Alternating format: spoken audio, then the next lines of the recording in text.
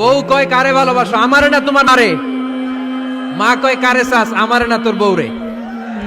মাঝখান দিয়ে আমগো জীবন তেজপাতা, ঠিক কিনা? আল্লাহ তুমি ঘরগুলাতে সুখ দাও, আল্লাহ পরিবারগুলাতে শান্তি দাও, শাশুড়ি বৌমাকে মার মেয়ের মতো বানিয়ে দাও। প্রধান সমস্যা আমি পেয়েছি, শুনবেন, জেনারেশন গ্যাপ। কি সমস্যা? জেনারেশন গ্যাপ, এটা বড় সমস্যা।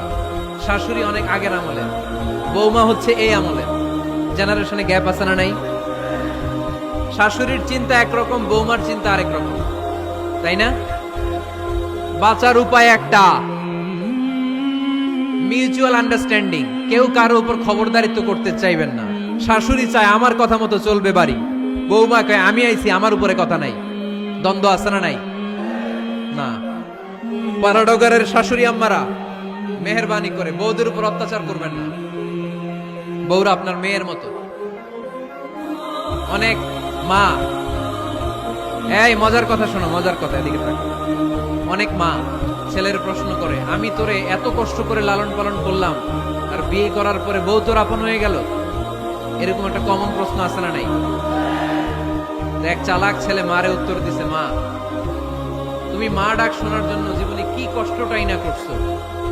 আমারে তুমি 10 মাস 10 দিন পেটে ধারণ করছো, এত বড় বস্তা, খাইতে পারতা না, টয়লেটে যাইতে পারতা না, খালি বমি করতা, ওষুধ খাইতা। 10 মাস পেটে ধারণ করলা, 2 বছর দুধ খাওয়াইলা, আমার পেশাব পায়খানা পরিষ্কার করলা। এরপর 2 বছর বয়সে, 3 বছর বয়সে আমার মুখে বোল ফুটলো, তখন আমি তোমারে ডাকতে শুরু করলাম মা মা। এই মা ডাক শোনার জন্য তুমি এত কষ্ট করলা, আর পরের বাড়ির মাইয়া বাড়িতে আইসাই তোমারে ডাকা শুরু করছে মা মা। তো যেই লোক তোমারে মা ডাকে, তারে আমি ভালোবাসবো না কেন মা?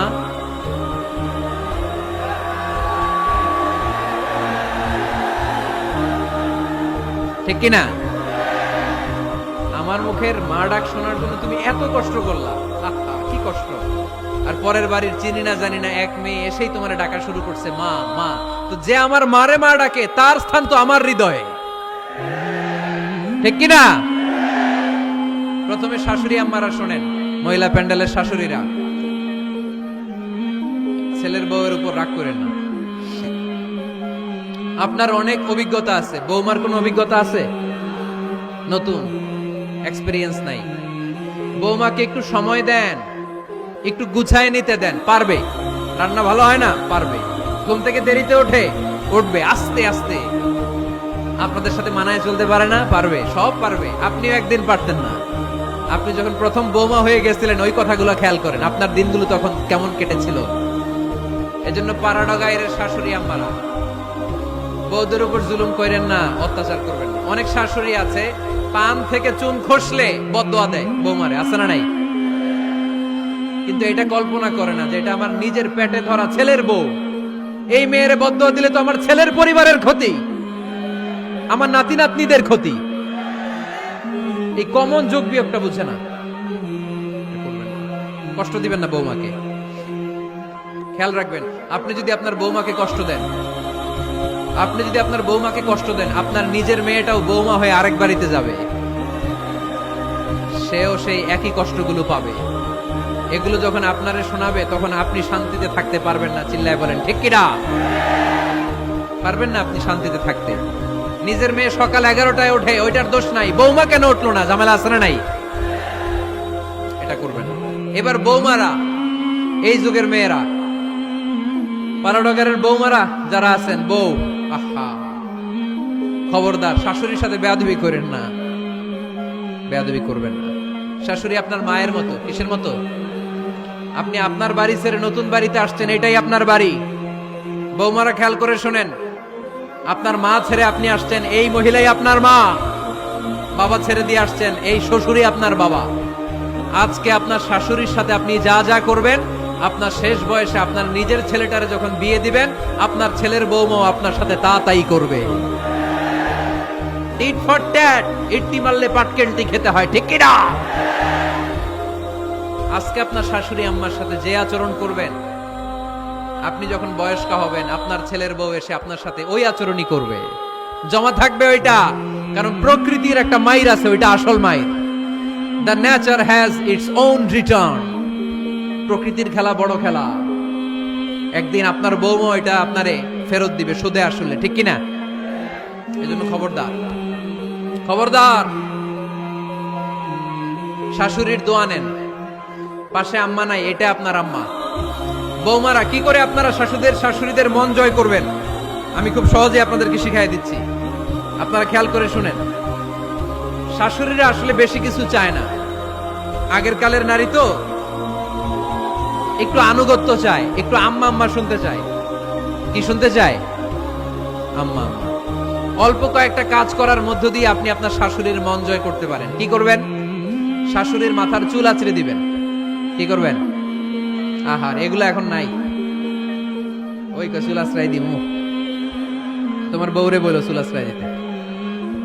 তো বৌমারা আপনারা শাশুড়ি আম্মার মাথার চুল আঁচড়ে দিবেন, মাথার চুলে তেল দিয়ে দিবেন, দেখবেন খুশি হয়ে যাবে, খুশি হয়ে যাবে। প্রেসারটা মেপে দিবেন, একটু ডায়াবেটিক্সের ওষুধ খেলো কিনা একটু খোঁজ নেবেন, সকালে হাঁটতে বেরোলো কিনা একটু খোঁজ নেবেন, ওনার কাপড়গুলো একটু আয়রন করে নেবেন, কি খেতে পছন্দ করে মাঝে মধ্যে একটু রান্না করবেন। বাইরে গেলেই আম্মাকে জিজ্ঞেস করুন, আম্মা আপনার কিছু লাগবে কিনা, এগুলো খুব পছন্দ করে।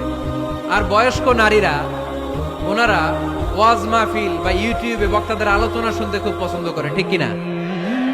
আপনার শাশুড়ি যেই বক্তার আলোচনা ভালো, যেই বক্তাদের আলোচনা শুনতে পছন্দ করে, ডাউনলোড করে দিয়ে এই ওয়াজ শোনায় ব্যস্ত রাইখা দেন, আপনি আপনার মতো সময় কাটান, ঠিক কিনা?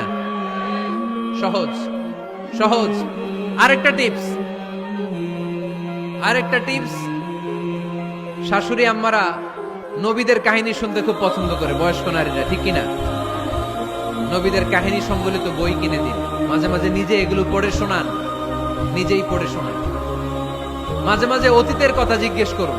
বয়স্ক নারীরা অতীতের স্মৃতি হাতড়াতে খুব পছন্দ করে, মাথার চুল আঁচড়াতে আঁচড়াতে আপনার শাশুড়িকে জিজ্ঞেস করুন, আম্মা মুক্তিযুদ্ধের সময় আপনার বয়স কত ছিল বলেন তো? মুক্তিযুদ্ধের সময় আপনার এলাকায় কি হয়েছিল, ঘটনাগুলো শোনান। ঘটনা বলতে শাশুড়িরা খুব পছন্দ করে, আছে না নাই? দেখবেন বয়স্ক নারীরা, পুরুষরা অতীতকালের গল্প বলতে পছন্দ করে। একবার জিজ্ঞেস করবেন, আম্মা বিয়ের সময় আপনার বয়স কত ছিল, বিয়ের সময় আপনি দেখতে কেমন ছিলেন? বিয়ার কথা যখন কইবেন দেখবেন ওই দিন বুড়ি মাগার জোয়ান হয়ে গেছে গা, ঠিক কিনা? শাশুড়ি আম্মারা এগুলো খুব পছন্দ করে, স্মৃতি হাতড়াতে।